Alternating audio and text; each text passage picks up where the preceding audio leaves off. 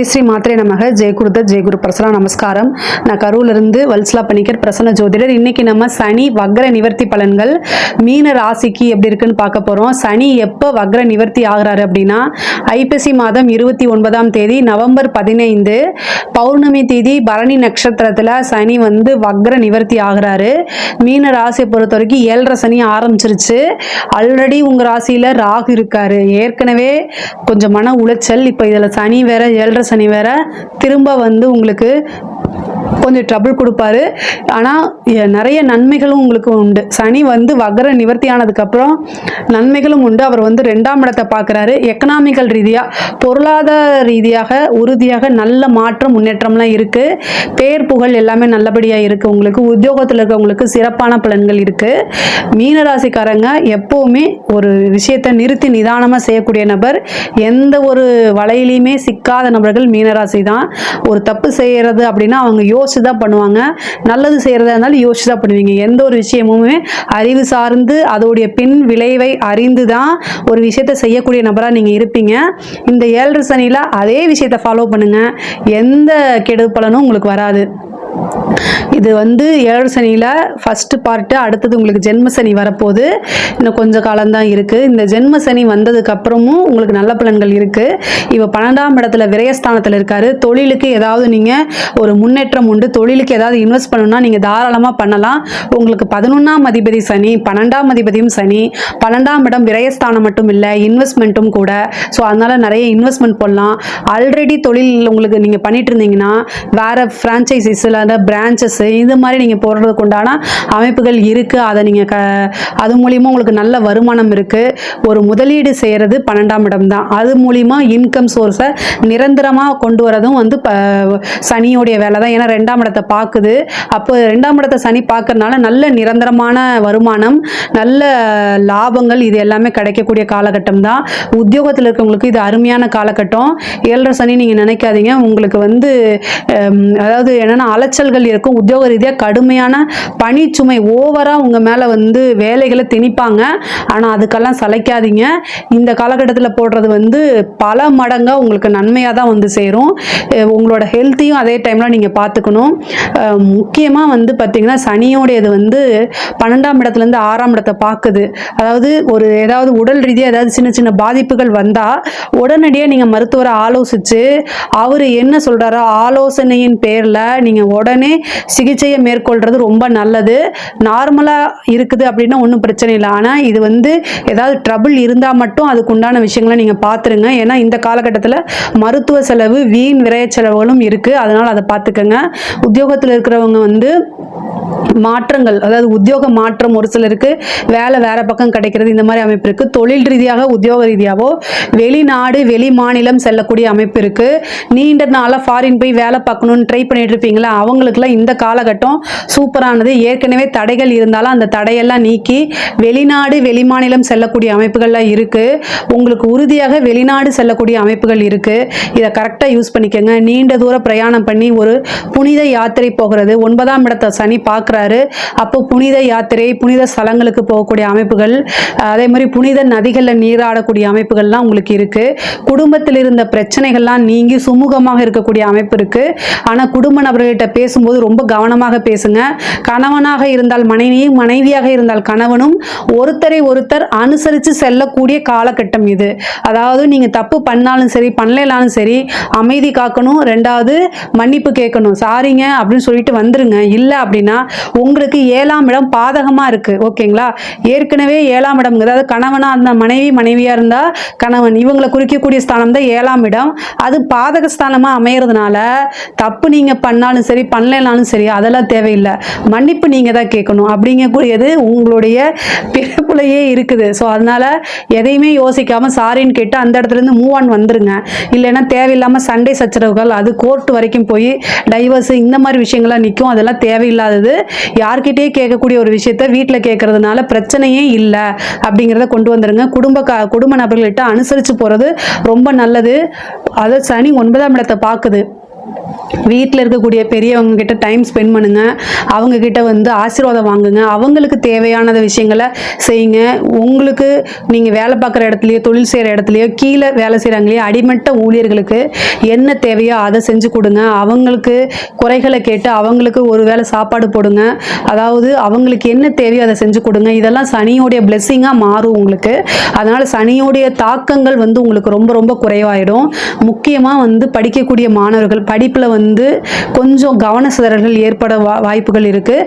But ஆனால் வந்து நீங்கள் ரொம்ப ஃபோக்கஸ் பண்ணி படிச்சிங்கன்னா நல்ல ஸ்கோர் பண்ண முடியும். பொதுவாகவே மீன ராசிக்காரருக்கு யார் அதிபதினா குரு வந்து கல்விக்கே இதாக இருக்கு இல்லையா, அதனால் வந்து நல்ல ஈஸியாக ஒரு சில ரொம்ப 1 hour ஒதுக்கி படிச்சிங்கனாலே நிறைய மார்க் 90% எடுத்துடலாம். அந்த மாதிரி ஆனால் டைம் ஒதுக்குறது இந்த காலகட்டத்தில் கவனிச்சையோ படிக்கவே முடியலையே சோம்பேறித்தனமே அப்படின்னு கொண்டு வரும்.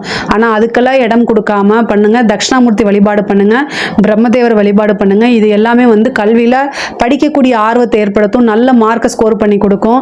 நீங்கள் எந்த அளவுக்கு எஃபர்ட் போடுறீங்களோ அந்த அளவுக்கு நல்ல மார்க் எடுத்து நல்ல ரேங்க் ஹோல்டராக கண்டிப்பாக உங்களுக்கு வர முடியும்.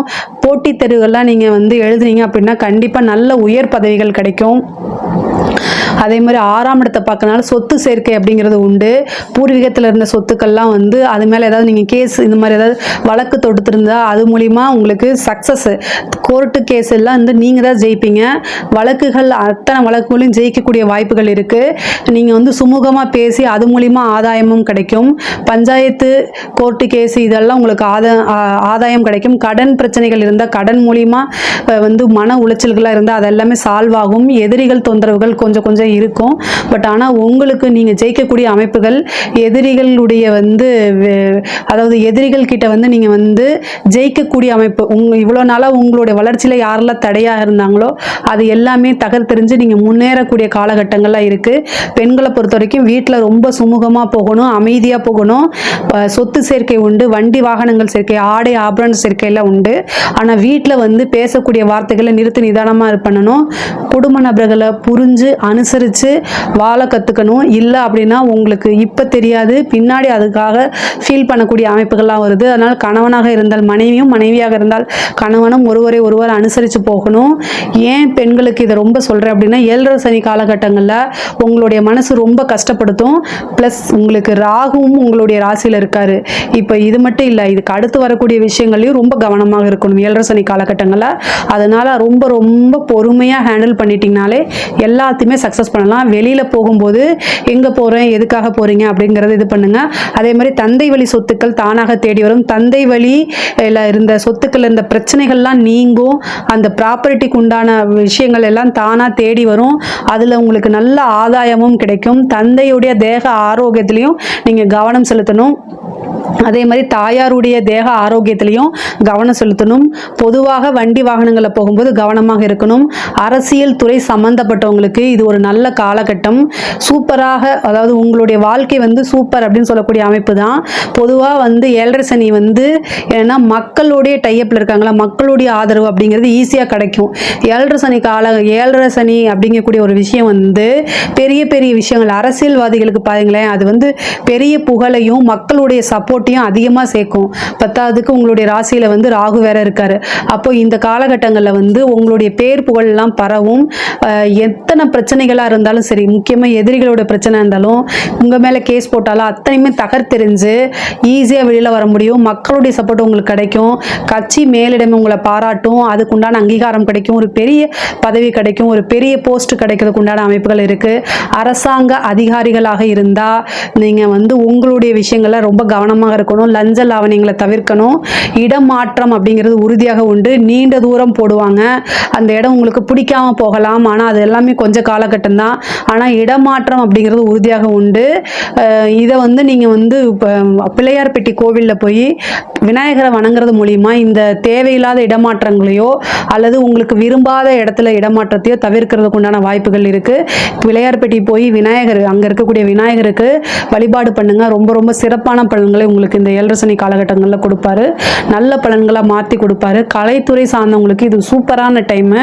கலைத்துறை வந்து பார்த்திங்கன்னா ராகு உங்களுடைய ராசியில் இருக்குது. 7.5 சனியுடைய காலகட்டம். மக்களுடைய சப்போர்ட் பெரிய லெவலில் கிடச்சிரும். அது இல்லாமல் வந்து உங்களுக்கு நல்ல பேர் புகழ் அங்கீகாரம்லாம் இந்த காலகட்டத்தில் கிடைக்கும். நீங்கள் என்ன எஃபர்ட் போடுறீங்களோ அதுக்குண்டான அமைப்புகள் உங்களுக்கு தானாக தேடி வந்துடும். பெரிய பெரிய மனிதர்களுடைய ஆதரவுகள், பெரிய லெவலில் ஒரு ஆப்பர்ச்சுனிட்டி கிடைக்கிறது, அது வந்து உங்களோட வாழ்க்கைக்கு வெற்றிக்கு முதல் படியாக மாறுறது, இது எல்லாமே நடக்கும். அதே மாதிரி நல்ல இன்கம் சோர்ஸ் உருவாகும். உங்களுடைய பேர் புகழெலாம் அங்கீகரிக்கப்படும். உங்களுடைய பேர் அங்கீகரிக்கப்படும். உங்களோட திறமைகள் அங்கீகரிக்கப்படும். அது மூலிமா பெரிய உயரிய விருதுகள்லாம் இந்த காலகட்டங்களில் கிடைக்கும். சனி ஒரு விஷயத்தை கொடுக்கணும்னு நினச்சிட்டாருன்னா அது யாருனாலையும் தடுக்க முடியாது. அத்தனை நன்மைகளும் இருக்குது. 7.5 சனி காலகட்டங்களில் சோம்பேறித்தனத்தை இது எல்லாத்தையும் விட்டுட்டு நல்ல சுறுசுறுப்பாக இருந்தீங்க அப்படின்னா கண்டிப்பாக நல்ல பலன்கள் தான் 100% உங்களுக்கு வேலை செய்யும். ஒரு சனிக்கிழமை நீங்கள் என்ன செய்யணும் அப்படின்னா, காலபைரவருக்கு ராகு காலத்தில், அதாவது 9 to 10 அந்த காலகட்டத்தில் வந்து வழிபாடு பண்ணுங்கள். காலபைரவருக்கு வழிபாடு பண்ணுங்கள். இந்த 7.5 சனியோடைய தாக்கம் அப்படிங்கிறது ரொம்ப குறைஞ்சு நல்ல பலன்கள்லாம் உங்களை தேடி வரும். இதில் ஏதாவது சந்தேகங்கள் இருக்குது அப்படின்னா கமெண்ட்ஸில் கேளுங்க. கண்டிப்பாக நான் ஆன்சர் பண்ணுறேன். நம்மளுடைய சேனலை லைக் பண்ணுங்கள், ஷேர் பண்ணுங்கள், சப்ஸ்கிரைப் பண்ணுங்கள். நன்றி, வணக்கம்.